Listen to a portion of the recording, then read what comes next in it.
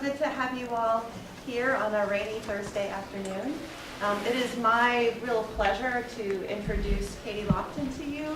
But first I want to thank Courtney Campbell and the Hundair Endowment for Religion and Culture for making this talk possible. I also want to mention that the Religious Studies program is having a conference tomorrow. Saturday, all day Saturday. We have 19 students from 6 universities who are coming to present their work. There's brochures about it in the back or a pamphlet, so if you have any questions or would like to attend, see me or see Courtney Campbell afterward. But again, I'm very happy to have Catherine Lofton with us. So Katie is the professor of Religious Studies, American Studies, and History. She's the chair of Religious Studies and the deputy dean for diversity and faculty development at Yale University, which means she's tired a lot. That's a lot of hats to wear. Catherine Lofton is a historian of religion who's written extensively about capitalism, celebrity, sexuality, and the concept of the secular. In her work, she's examined the ways that the history of religion is constructed by the history of popular culture and the emergence of corporations in modernity. Her first book, Oprah, The Gospel of an Icon, used the example of Oprah Winfrey's multimedia productions to evaluate the material strategies of contemporary spirituality. Her second book, which the Religious Studies Reading Group has been progressively enjoying throughout the year, her book, Consuming Religion, offers a profile of religion and its relationship to consumption through a series of case studies, including the Kardashian family and the Goldman Sachs Group. It's a really fascinating book. Her next book-length study will consider the religions of American singer-songwriter Bob Dylan. How did I not know that? I don't know. That's amazing. Katie Lofton has served as an editor-at-large for The Imminent Frame. She's co-curated a collaborative web project called Frequencies, as well as Class 200, New Studies in Religion, a book series at the University of Chicago Press. I still think I have one of your commemorative glasses from the book launch. At Yale, she's hosted several conferences, including one on the Roman Catholic sex abuse crisis. She won the 2010 Pourvu Family Award for Interdisciplinary Teaching, the 2013 Sari Ribikoff Award for the Encouragement of Teaching at Yale College, and the 2013 Graduate Mentor Award in the Humanities. And it's not surprising at all that she's a really wonderful educator. The other thing I wanted to say, though, those are the standard rundowns, but I also wanted to just offer a word about Katie in the field, being a colleague of hers for many years. One of the strengths that Katie brings to the field, and one of the special things she adds, is that she's able to see the subterranean currents that connect contemporary elements of our culture with deep structures of past and meaning. It's almost like she sees in 4 dimensions, and it's a real gift. But the other thing that Katie shares with the field is a sense of deep kindness, and also a word you used today, mirth. She has a certain joy that exudes all of her work. So it's really a pleasure to have her here and to welcome her back to Oregon. Thank you so much, Amy. It's such an honor and only mildly nerve-wracking to be speaking in front of both you and Continual, my deeply respected and beloved colleagues in our nerd world. My nerd world is something called American religious history. So we're all trained to care about things like Puritans and Mormons and fundamentalists and all the stripes of persons that come to these invented shores known as the United States. We all 3 of us have moved in various directions from that, away, back to. But just to know, that's the background that I bring to this. I'm going to give a couple warnings and thoughts, and then I'm going to go right in. So first of all, I wrote this paper for this audience. So I gave a couple topics, and to, I think, Amy, and she gave them to the students, and they just happened to choose the one I'd never written a paper on. So I didn't. Overwhelmingly, they wanted this topic, and I was like, great. So I'm super excited, but it's a real choice to give a talk for the first time anywhere, and it's actually something you advise people never to do, but or at least to do it for a home audience before you go abroad. Well, here we are, experiment. Secondly, I will just say that the content of the show, Transparent, which forms my major archive and object, it uses a lot of swear words. So they're not an overabundance here, but you will hear the word fuck at least 5 times. That's one of them. Okay, so if that makes you nervous or anxious or uncomfortable, brace. Third, I do think that there's a vocabulary internal. I will talk about the vocabulary internal to this show called Transparent. That vocabulary includes a lot of Yiddish and Hebrew words. I want to say I don't think that should be naturalized as vocabulary to anyone. I've put key ones on this really well-made chart. And that leads to my fourth point, which is I am a person who does not care about devices in events that I do. Why? A, I think I'm so obnoxious and overpowering you'll be allured back to listening to me. Secondly, I think scholars often name drop and say things and you don't know what they're saying. And I think it's completely legit to quickly Google that. So quickly Google that and then come back to me. Or, just go online shopping. I'm not hurt. You're in the consumer matrix, thus proving my largest meta point. Okay. So the title I gave for this talk, I realized is actually not the argument ultimately, which is what you do when you give a title of a talk you haven't written. You're going to get into it. The bulk archive is a show that my guess is maybe 5 of you have seen. So I'm going to ask, how many of you have seen the show Transparent? Oh my God, we got 4. That's less than the estimated 5. So oftentimes scholars talk about an object that no one else has ever read intensely but them. This is absolutely the case with this. It's a television show that's not really on television. It's on something called Amazon.com, as I'll describe. So I don't mind if you actually are just looking at episode descriptions throughout my talk. That doesn't bother me either. I'm not going to go deep into a backstory about the show, about its content, as I'll say. I'm really focusing on it as a piece of evidence to talk about something bigger. And that something bigger is the question of trans identity and its relationship to the object, religion. I'm going to talk for about 40 minutes. We'll have time for Q&A. I like Q&A. I like aggressive Q&A. Also, you're my first audience. Let's be honest. What doesn't work? Okay. Are you wearing a Wisconsin t-shirt just to make me feel at home and comfortable? No, I spent a semester there as a sabbatical. Wow, born and raised. Oh, okay. I feel like this is just, I'm like a spiritual person, so I feel we are. Okay. This is a talk about Transparent, but it really is. Also, I read, because you can see I talk quickly, and if I don't read, you will really feel uncomfortable and lost and confused. But I try to keep it lively, but I do read. So this is a talk about Transparent, but it really isn't. Like the growing visibility of trans people, Transparent offers, so just to note, transparent, get the joke, the father becomes, so now they're a transparent. It's also making ostensible, okay. Transparent offers an opportunity to think about what we think is normal, about what makes us feel comfortable, about what defines our hermeneutic safety. Thinking about trans life requires new concepts, new vocabularies, and new organizational structures for seemingly decided topics. Over the last couple of years, scholars have demonstrated the many ways the transgender experience complicates existing theoretical and methodological traditions related to scientific and legal categories, occupational structures and interactions, families, social movements, medical practice and its concept of facts, health disparities and outcomes, media, teaching and education, the navigation of public space and restrooms, and romantic and sexual relations. Incorporating transgender perspectives into our scholarly world will challenge the ongoing processes of what is called cisgendering reality, in which social authorities erase evidence of transgender existence from their worldviews and define transgender experience as problematic. As we continue to write and talk and think about trans people, it's going to be pretty good to remember that if we end up someplace solid and sure in our analysis, we have not ended up rightly relative to why we began. The point is not to end in a new prison house of black and white, but to be in a place of humility about our epistemological confidence to order the world through systematic method. Susanna Cornwell also reminds us quite poignantly that whatever we do, we should not make this about the individuals whose personhood has pulled us into the conversation. This is her language. Transgendered people who are simply trying to get by should in no way have to bear the responsibility of solving it on behalf of everyone else. So I'm going to begin today's talk with 2 warnings to myself, to all of you. What happens here should not resolve neatly. What happens here should not be the responsibility of any single person to justify through their experience.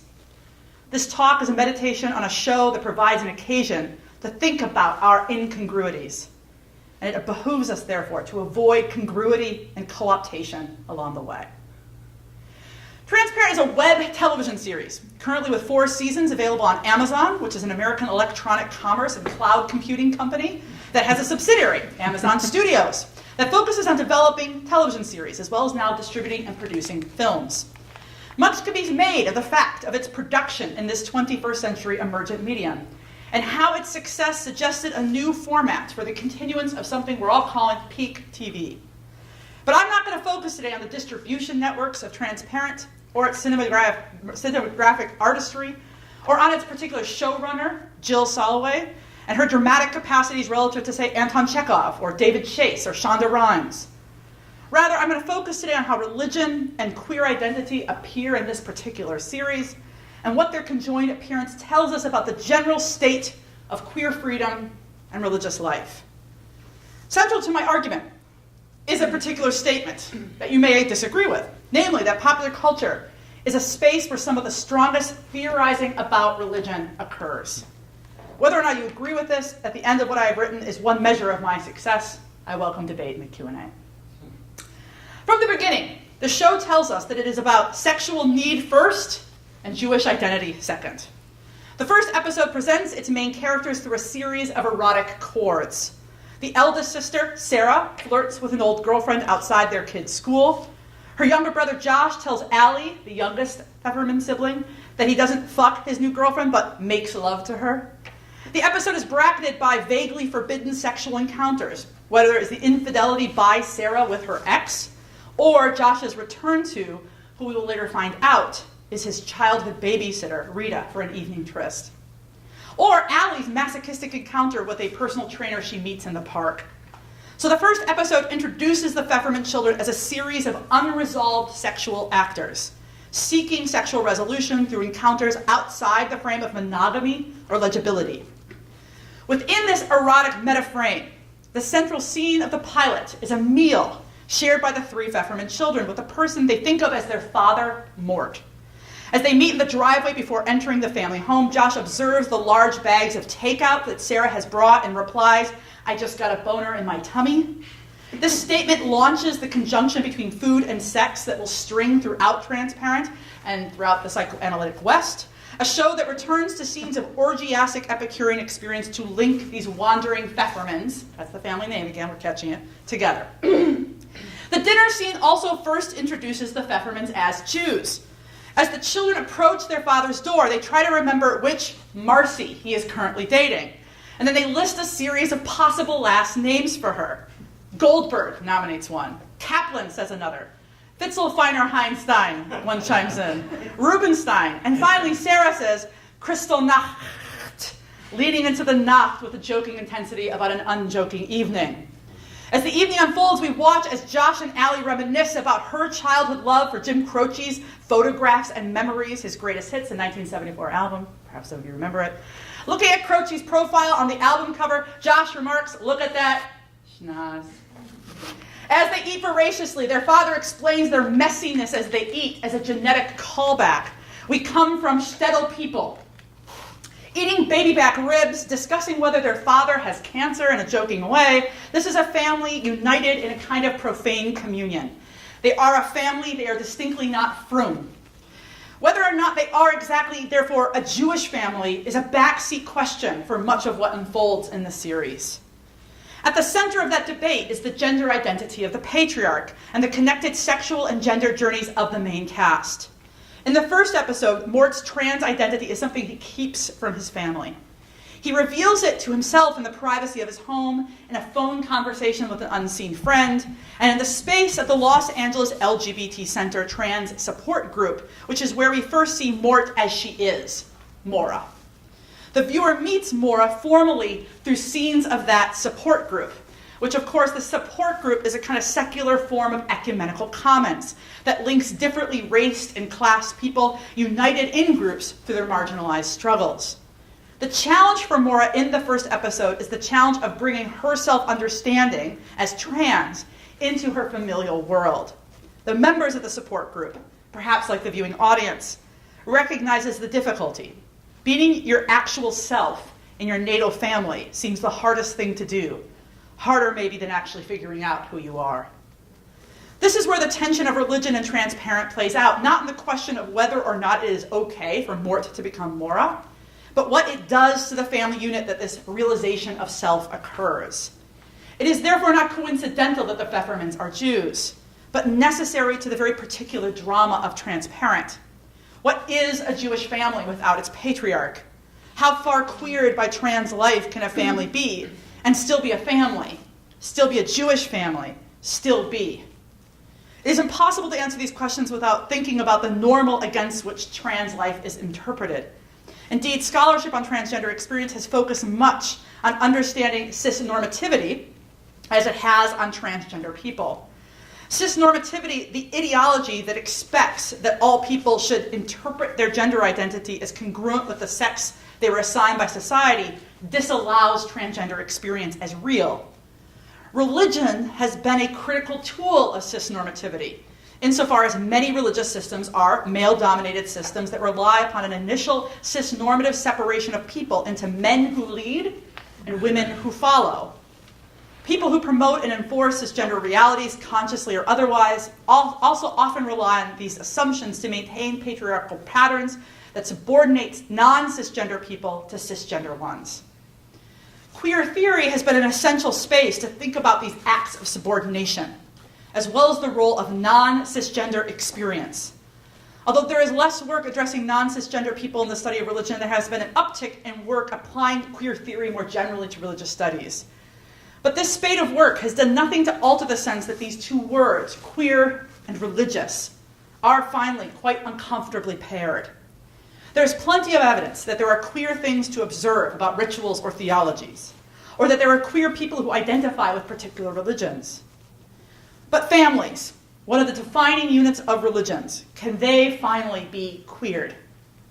This is perhaps as transparent exposes, because the politics of a queer life cannot be finally reconciled with patriarchy. Yet this very critique is also our exit from any interpretive impasse, since transparent suggests that critique of religion is one way to queer freedom. Halfway through the first season of the show, Maura, who is now out to her family, describes her gender transition to her daughter, Allie, saying, "Some people say it runs in the blood." The it is not so obvious. Is it gender confusion? Is it the ennui that seems to seep throughout the family? There is a pearl ring passed between the siblings that in one episode a sibling wonders if it was handed over by an aunt who was in line at Treblinka. Is that it? Thinking through the family and its blood inheritance is a very key motif of the show. Allie, in particular, seems arrested by genealogical thought, invoking a study that suggests genetic changes stemming from the trauma suffered by Holocaust survivors are capable of being passed on to children. Through its use of flashbacks to Weimar Germany and to mid-20th century California, Transparent concurs with those epigenetic arguments that one person's life experience can affect subsequent generations. To be in a family is to be subject to a manifold inheritance. In the history of its English language usage, family means usually one of two things. Either a group of descendants of a common progenitor or a group of persons who form a household. The latter suggests a bond forged for reasons of material contingency. We're all going to be in this house. Stay safe from the marauders.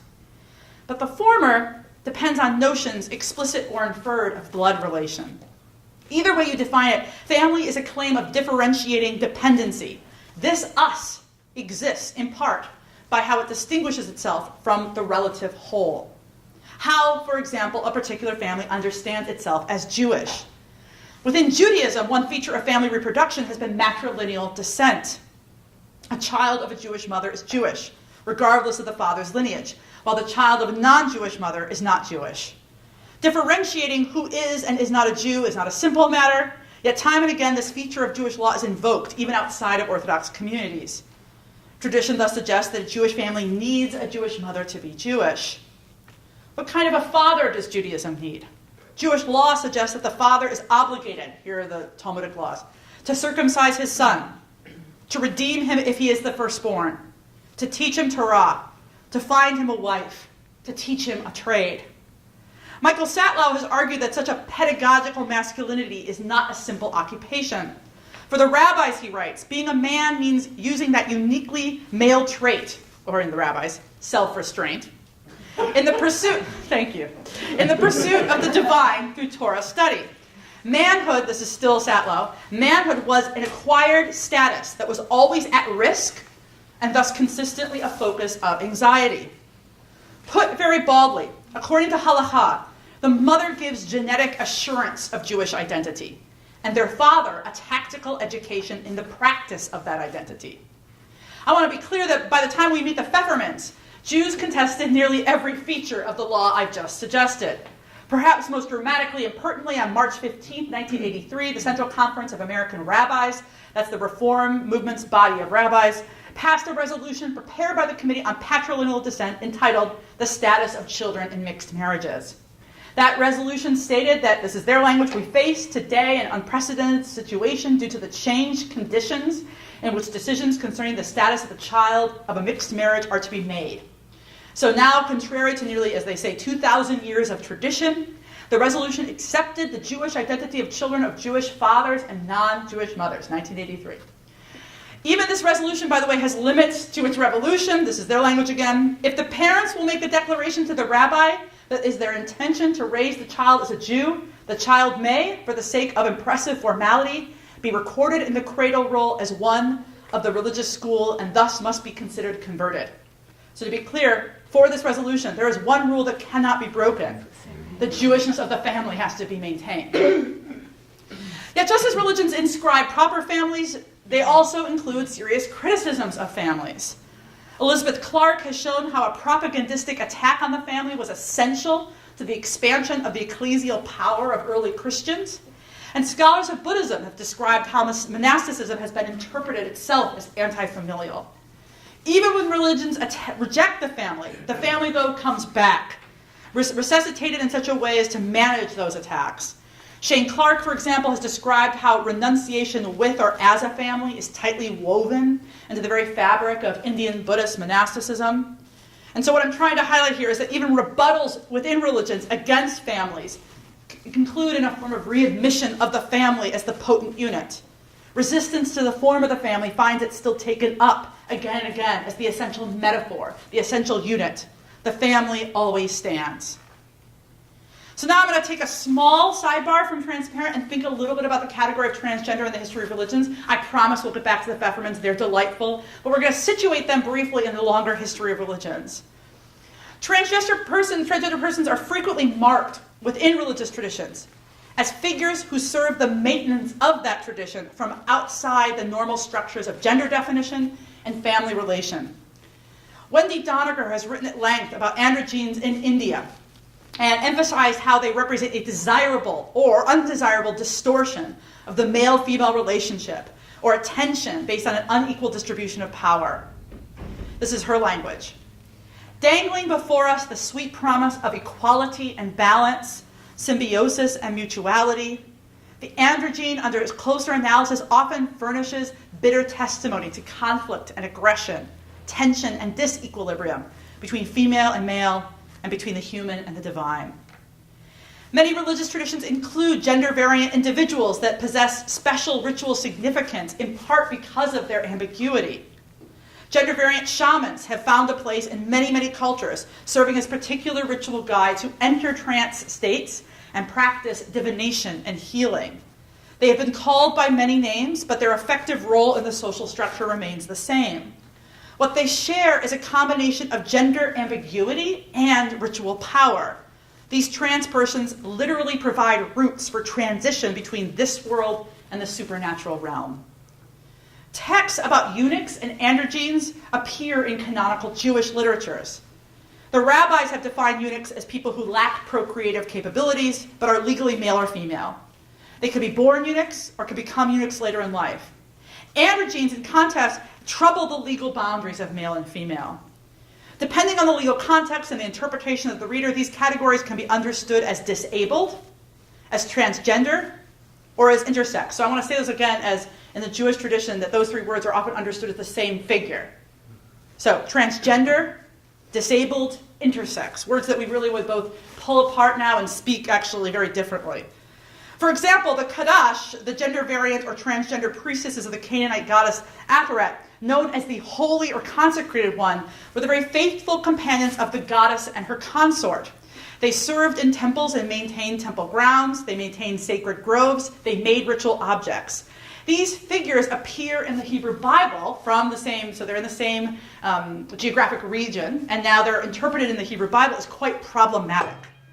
Formerly rendered in the King James Version as sodomites, it is more accurately translated as a male cult prostitute in modern translations of the scriptures. So it's a very key term for understanding the aspect of same-sex behavior in ancient Israel, and there's a beautiful, lengthy literature for those who are interested in it.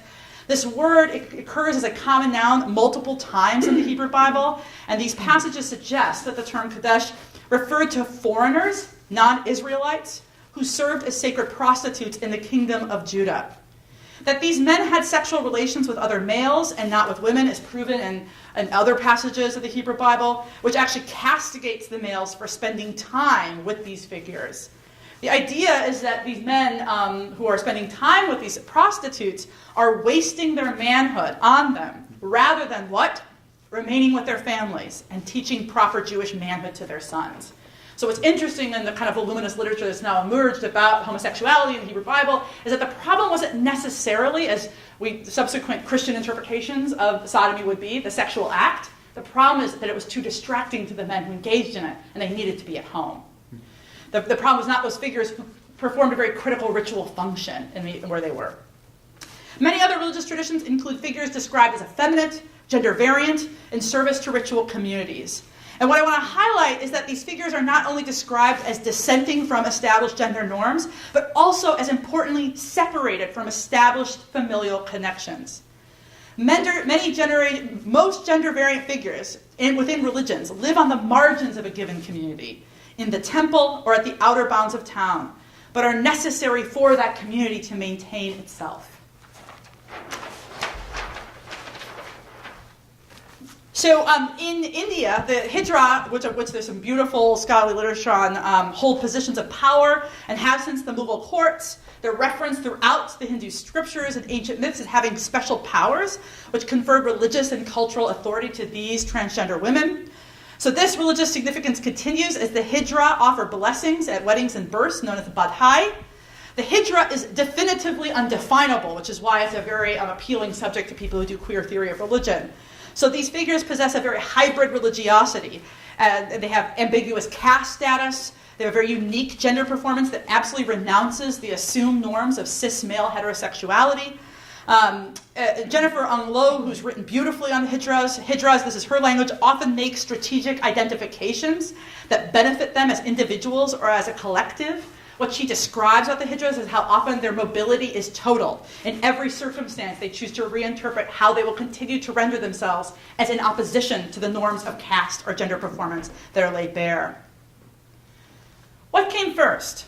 The religious need for gender-variant persons to do certain kinds of temple labor, or the existence of gender nonconforming persons who needed a location in temple cultures?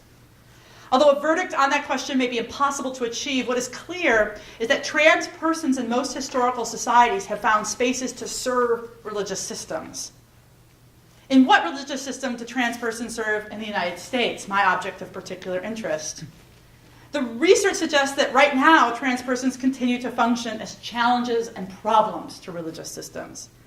According to a recent study by the Pew Research Center, most Christians in the United States, that's 63%, say that whether someone is a man or a woman is determined by their sex at birth. Among religious nuns, those who identify religiously as atheists, agnostic, or nothing in particular, about 6 in 10, that is 62%, say that they think a person's gender is not necessarily determined by the sex they are assigned at birth. This would suggest that being Christian makes it hard to recognize trans life as real, and that for people who are religiously nothing in particular, being trans is not necessarily false. Neither seems a great vantage from which to be trans in America.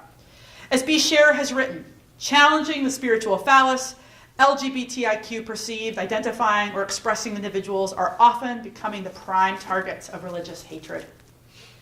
The same Pew study suggests that trans people are very well aware of the ambivalent place they have in Christianity, since most trans people have experienced life in a community of faith. 66% of trans survey respondents said that they had been a part of a community faith at some point in their life, and of those, 39% reported that they left those communities specifically because they felt they were or would be religiously rejected for being trans. Although many of these transgender people find new communities that welcome them as they are, it is important to note that that new community may not be within the same religious tradition in which they were raised. About 1 in 5 trans people surveyed said that they had been involved with a faith community within the last year. 60% said they were part of communities where leaders or other members knew that they were transgender. This data suggests that part of the religious world is safe for trans persons, but also a larger part of the American religious world doesn't really believe that they actually exist. Back to transparent. Transparent occupies a very elite and specific present world, the upper middle class of Los Angeles, in which being trans is seemingly fine, but the memory of its danger, and the danger generally of being self-realized in a highly conformist world, is still felt through family memory.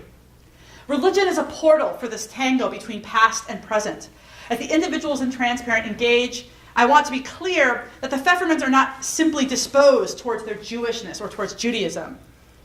When Sarah recommends that they bring a rabbi over to help them think through their stepfather's end of life, their mother, Shelley, says, "What? We're like religious Jews?" There's a resistance among the Pfeffermans to being religious, even as I'll show they use religion liberally to think about themselves and their changed family. Judaism is variously used on the show as a site for social definition, state control, familial return, spiritual connection, and romantic security. But here I'm running away from interpretations I'm going to make of the show when, for any casual viewer, the most obvious way that the Jewishness of the characters is evinced is through the language choices of the main characters. Shelley, their mother, hears something one of the children says, and she says, "I wouldn't believe one word your father said. Nothing, not a word, nada, ninka, nein, nicht." When season 1 concludes, Josh's son, Colton, offers a Christian prayer, "In Jesus' name we pray." The last phrase of the entire season, Mora's reply, "Oi Gewalt." Noses are schnozzes, old country towns are shtetls, and used good repositories are provided by the Hadassah League. Mora has a medical event, and she tells the EMT who picks her up, "I'm Jewish, please take me to Cedar Sinai." As it happens, they don't, shuttling her to a county hospital that misgenders her, suggesting that outside the frame of the Jewish care, Mora will be seen by clumsy secular eyes. Secular here means outside the family, the people who know me. These are not merely passing references, tossed out phrases to show the vestigial presence of immigrant grandparents. There's also a story of Jewishness that unfolds in these invocations, one in which the Pfeffermans are playing around with something that somewhere else is a tougher rule, but for them is a piece of discursive drag. As she is experimenting with her emerging feminine look, Mora tries a wig. She rejects it, saying that when she was wearing it, she felt like she was wearing a sheitel. The wig made her feel like she is doing something piecemeal, wearing a cover-up for the real thing, like a half wig worn by some Orthodox Jewish married women in order to meet the requirements of Jewish law to cover their hair.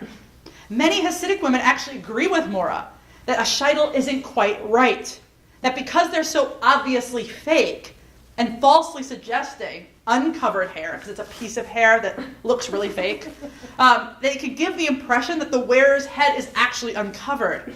In other Hasidic groups, women wear some type of covering, like a scarf or a hat, over the sheitel to avoid this misconception. So it's the idea of a cover over another idea of a cover to ensure the idea of covering is accurately represented. Judaism. Although they use terms that suggest a confidence in their Jewishness, there's also a general confusion about Judaism in the family Pfefferman. At her stepfather's Shiva, Allie says, "I know so little about Judaism, it's sad." At their Yom Kippur celebration, Allie asks, "Does anybody know the blessing?" At a Shabbat supper, Sarah mocks Mappa, who they're now calling Mora, they're referring to Mora as Mappa, for putting a regular Shabbat prayer into a Hanukkah tune. And Mappa self-describes the group of gathered family as semi-chosen. Jewish rites are a fumbling space for the Pfeffermans, and there are no ritually expert eunuchs or trans figures to curate their unease. Instead, a cis female rabbi enters the scene, though not so much as a go-between, as much as a figure of initial love, but eventual judgment. When Raquel Fine, this is the rabbi, is introduced, she does so in a moment where the stepdad has gone missing, and their dad has become their mappa. "Josh, please, I'm sorry, will you help us, please?" The Pfeffermans seem to be asking Judaism itself for an assist. "I'll try," an obviously concerned Raquel responds. As a person and a rabbi, as a rabbi who is a very particular person, Raquel stands as a Jewish leader, a conscientious person, a person with a particular capacity for wellness, consideration, and vulnerability that is counterposed to the messy selfishness of the Pfeffermans. In front of the Pfefferman fumbling, Raquel gets nervous about what Jewishness does to her own sexual strength. She argues to Josh once they start romancing one another that she's sexier without her yarmulke, which he disagrees with, since he seems to want it on as a kind of possible kink accessory. She turns out to be right, as Josh loses his erection initially in front of her, claiming it's because his language, his father is his mother.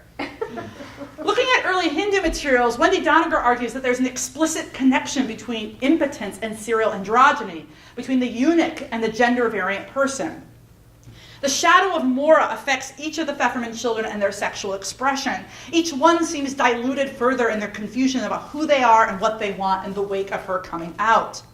Josh's relationship with Raquel becomes the strongest testimony to this, as their romantic relationship will bridge the first and second season and is defined by dramatic personal revelations and personal promises, only to conclude with Raquel returning Gittle's ring, that one they thought was passed in Treblinka, on their bed after her miscarriage, and more critically, after her realization that Josh cannot fully man up to adult relation that she establishes as her standard.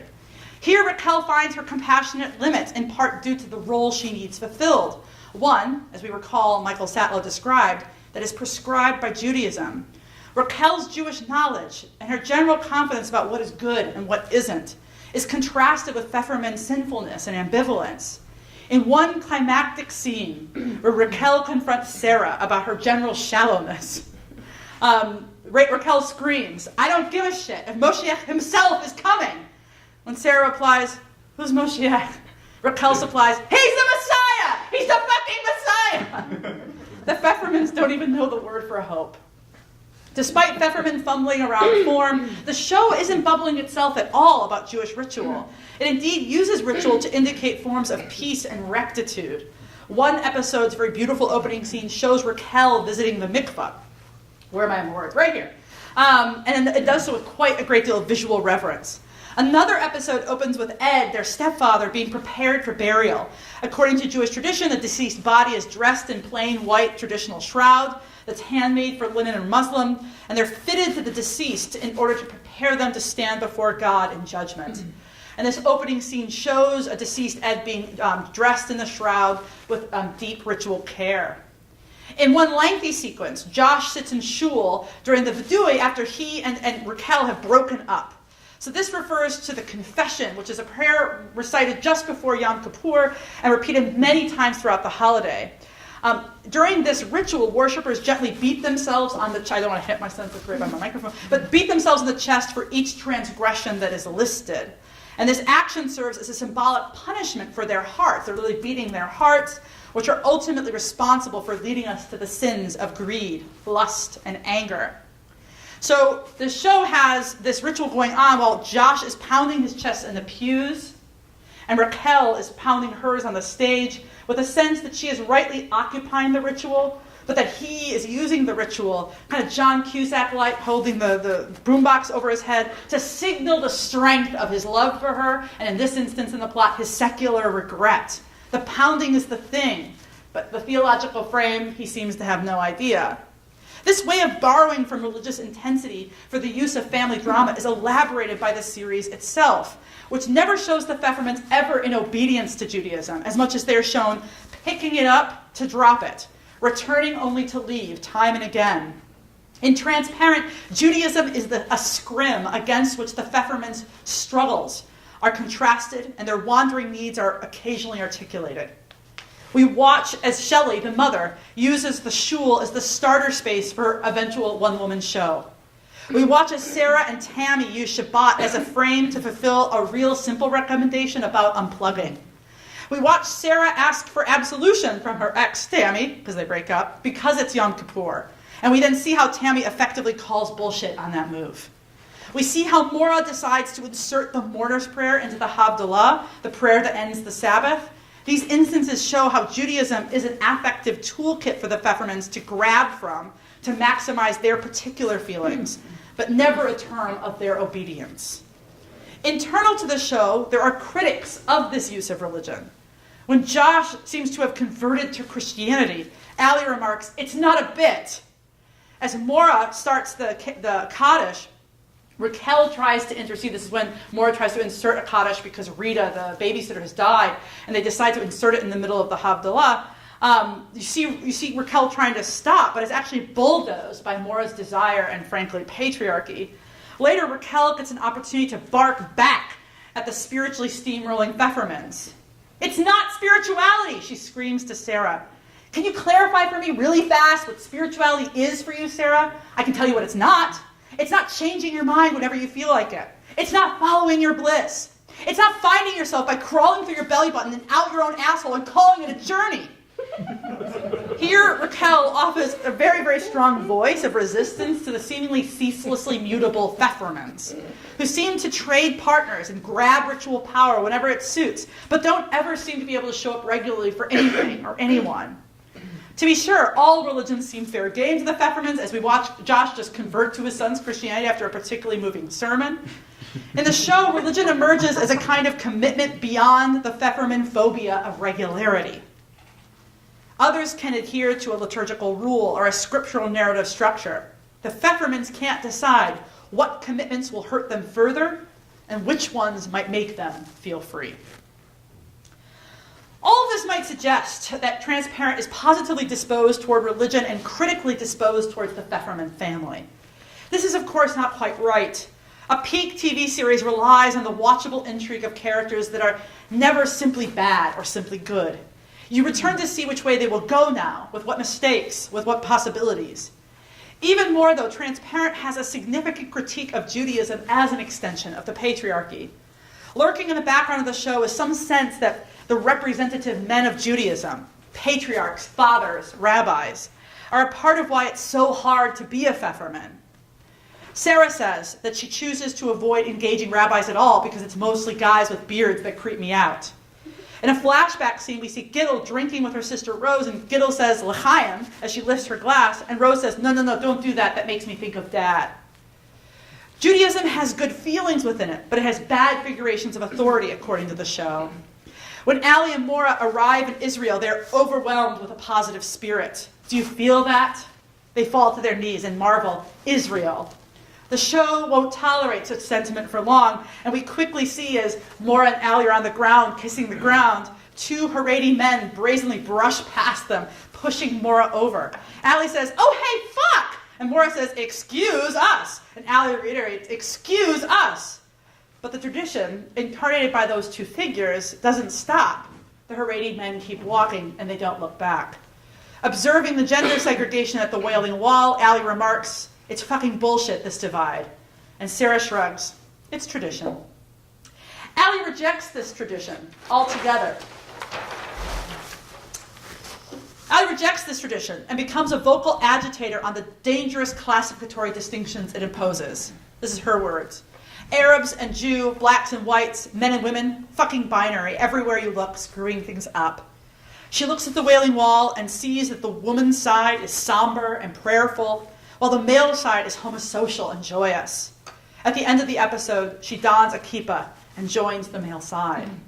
The joy she seizes upon, that good feeling that Judaism can create, and that the Pfeffermans have grabbed for through their Shabbat and Havdalah services, is something secular life doesn't seem to easily supply.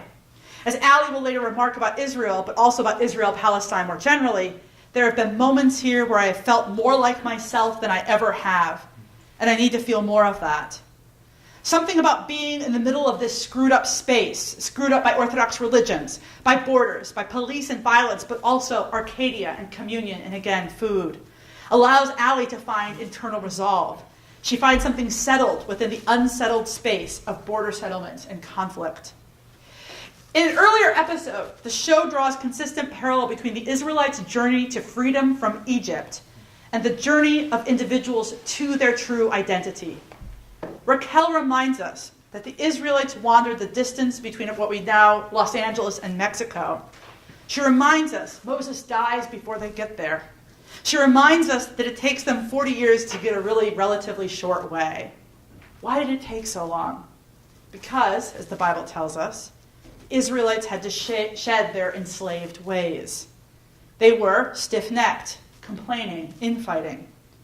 And much later, as Spinoza would write, this is his words, they were not in any way to make laws wisely or organize a government in a collegial manner among themselves, for they were all of rude intelligence and downtrodden by the miseries of slavery. The Israelites couldn't get to the promised land until they had changed from being slaves to being free people.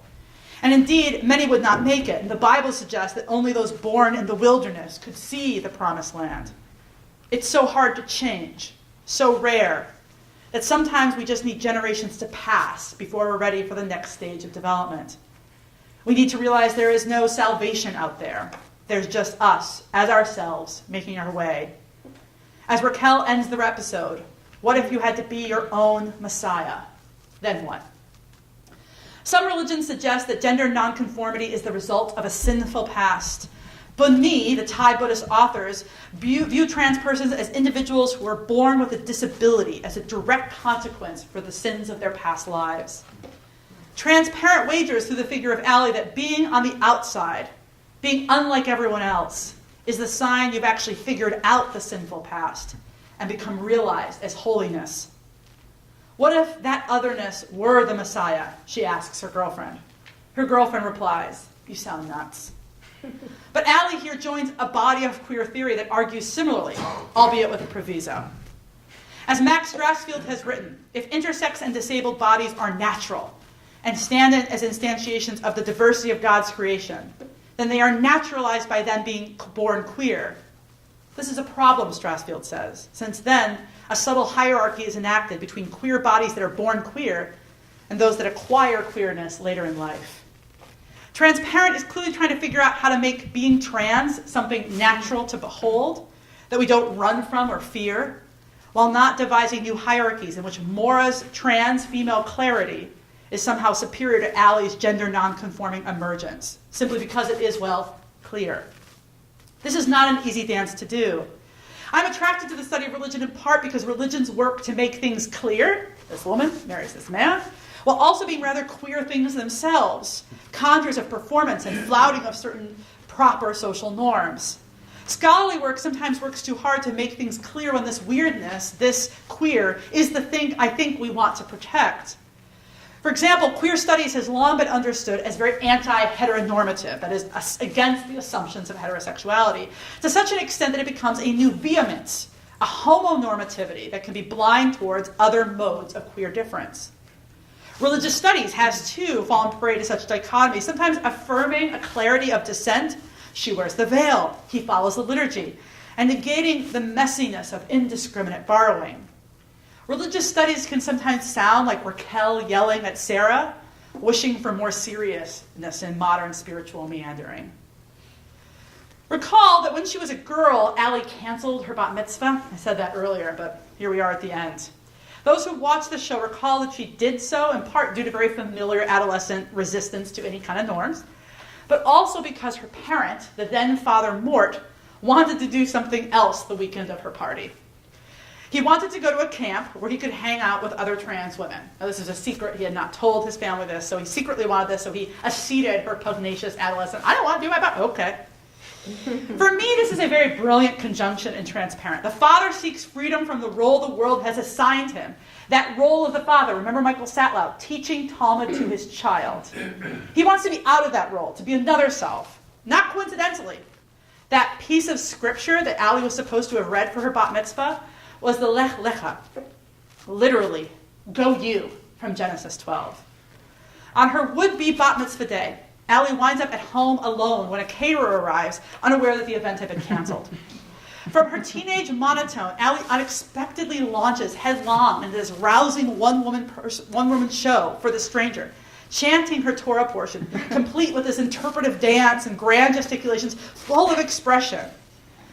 The director manages to weave here 3 lines of Torah into the episode without breaking ever once the storytelling. The verses exhort Abraham to go away, to escape his father's house, and set off on a terrifying journey to a yet unknown and untold place. Promises are made about becoming a blessing and a great nation, but how reassuring can that be in the face of very real uncertainties? As Transparent suggests, there's a real price to pay for not going forth, for delaying or clinging too closely to one's old home for too long. But there's also going to be a price to pay for leaving. Which one is the easy way? In Transparent, the family continues to be together despite the many reasons they might need to break away or be apart in order to actually thrive. As eldest sister Sarah remarks, family is gross, but it's important. It's important, we feel most acutely, when the phenomenal trans woman Davina snaps back at one point to Maura. And so Maura and Davina are living together and roommates. And so Davina says, my God, who do you think you're talking to? I'm going to tell you one thing. Mind your own goddamn business. You have no right. We don't all have your family. We don't all have your money. Family and money, ties and security. For most trans persons, these are scarce objects. Families reject them. Economic opportunities are tough to find. We may live in a time when this is changing, but we cannot run too fast into that hopeful future without acknowledging that being unreadable, being not of the norm, has left people homeless, wandering in a perpetual desert, the only conclusion of which must be suicide. We can make this seem romantic. In a reflection on queer life, Jonathan Kemp succinctly observes that queer, if it names anything, names a critical impulse that can never, must never, settle. But we also have to acknowledge that being unsettled, being outside family, outside religion, is a place of profound hardship, even in our secular modernity.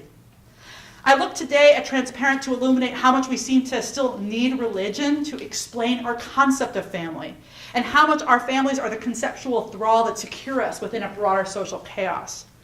If we want a world more inclusive of real difference, we have to ask how we get to the place of expressiveness that Allie attains, a place described very well by queer theorist Nikki Young when she writes, what if the intersection of religion and queer studies resides in each one's capacity to foster human pursuits of freedom?